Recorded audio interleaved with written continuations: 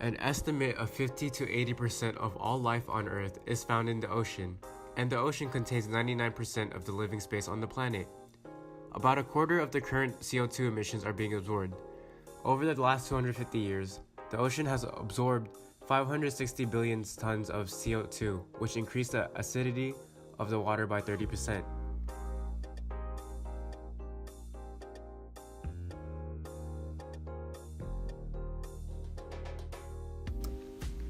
The causes of ocean acidification is the Industrial Revolution, high concentration of carbon dioxide, burning of fossil fuels, cement manufacturing, changes of land use, raising of carbon dioxide levels in the ocean.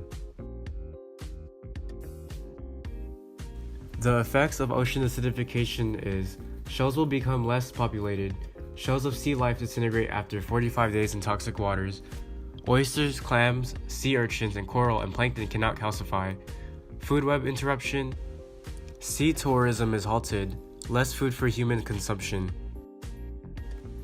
The molecules of carbon dioxide reacts with the water, forming carbonic acid, which turns the ocean water corrosive, specifically affecting shellfish and coral. The Great Barrier Reef is the most largest reef in the world that has been growing for 20,000 years. Around 10% of the world's total fish species can be found just within the Great Barrier Reef. Ocean acidification has been wearing down the reef due to lack of calcium.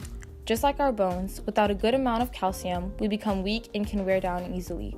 Due to ocean acidification, coral reefs can't absorb the calcium they need to maintain their skeletons.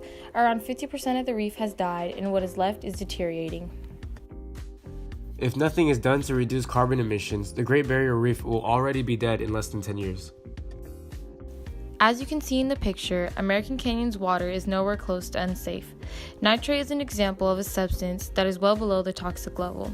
We average 0.30 parts per million, which is far under 45 parts per million.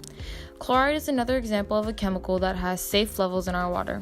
American Canyon averages 39.8 parts per million, which is well below 500 parts per million. It is important to care about your local water quality levels so you don't end up putting toxic water into your body. For example, if our sulfur level would go over the toxic level, it can be toxic to both humans and fish. 4 things we can do as students is as simple as taking shorter or less hot showers, turning off the lights, reuse and recycle, or bike or walk to school. 4 things we can do as a community and beyond to help are investing in solar power energy, low carbon vehicles, reducing the energy in your home, and flying less frequently.